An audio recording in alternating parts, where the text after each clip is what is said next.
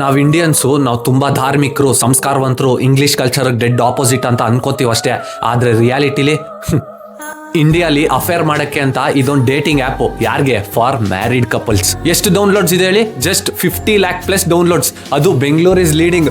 ಈ app makers ಇದಾರಲ್ಲ, ಅವ್ರು ಓಪನ್ಲಿ ಹೇಳ್ತಾರೆ it is operated by women for women ಅಂತ. ಅವ್ರ ಪ್ರಕಾರ ಈ ಒಂದು ಆ್ಯಪ್ ಕಾನ್ಫಿಡೆನ್ಸ್ ಮತ್ತೆ ಇಂಡಿಪೆಂಡೆನ್ಸ್ ನ ವುಮೆನ್ ಒಳಗಡೆ ಬಿಲ್ಡ್ ಮಾಡುತ್ತಂತೆ. ಅಷ್ಟಲ್ಲದೆ ಎಲ್ಲರ ಹತ್ರ ರಿವ್ಯೂಸ್ ನೋಡಿ ಹೆಂಗ್ ಪೋಸ್ಟ್ ಮಾಡಿಸಿದ್ದಾರೆ, ನನಗೆ ಜೀವನದಲ್ಲಿ ನೆಮ್ಮದಿ ಮತ್ತು ಸುಖ ಸಿಕ್ಕಿರುವುದು ಅಫೇರ್ ಮಾಡಿದ ನಂತರ ಅಂತ.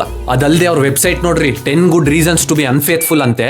How to keep the secret ಅಂದ್ರೆ ನಿಮ್ಮ ಅಫೇರ್ನ ಎಷ್ಟು ಸೀಕ್ರೆಟ್ ಆಗಿ ಇಟ್ಕೋಬೇಕು ಅಂತ ಇಷ್ಟಿಷ್ಟು ದೊಡ್ಡ ನೋಟ್ಸ್ ಬರೆದು ಅಪ್ಲೋಡ್ ಮಾಡಿದ್ದಾರೆ.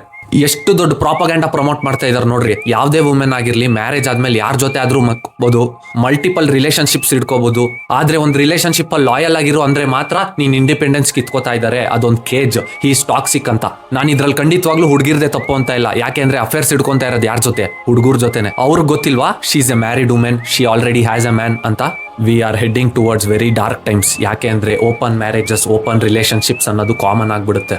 ಆದ್ರೆ ಒಂದು loyal beautiful relationship toxic, outdated ಅನ್ಸುತ್ತೆ, ಕಂಟ್ರೋಲಿಂಗ್ ಮಾಡ್ತಿದ್ದಾರೆ ಅನ್ಸುತ್ತೆ. ನಿಮ್ಗೆ ಲಾಸ್ಟ್ ಅಲ್ಲಿ ಒಂದು ಹೇಳಕ್ ಇಷ್ಟ ಬೀಳ್ತೀನಿ, ನಿಮ್ಗೆ ನಿಜವಾದ ರಿಲೇಶನ್ಶಿಪ್ ಅಲ್ಲಿ ಸ್ಯಾಟಿಸ್ಫ್ಯಾಕ್ಷನ್ ಬೇಕಂದ್ರೆ ಒಂದು ಲವಿಂಗ್ ಪಾರ್ಟ್ನರ್ ಜೊತೆನೆ ಸಿಗೋದು. ಇಬ್ರು ಕೈ ಹಿಡ್ಕೊಂಡು ಒಬ್ಬರ ಕಷ್ಟ ಇನ್ನೊಬ್ರಿಗೆ ಹೇಳ್ಕೊಂಡು feeling each other's presence is the best moments of their life. ಆ ಫೀಲಿಂಗ್ ಮತ್ತು ಬಾಂಡಿಂಗ್ ಮುಂದೆ ಲಸ್ಟ್ ಅನ್ನೋದು ಏನೂ ಇಲ್ಲ.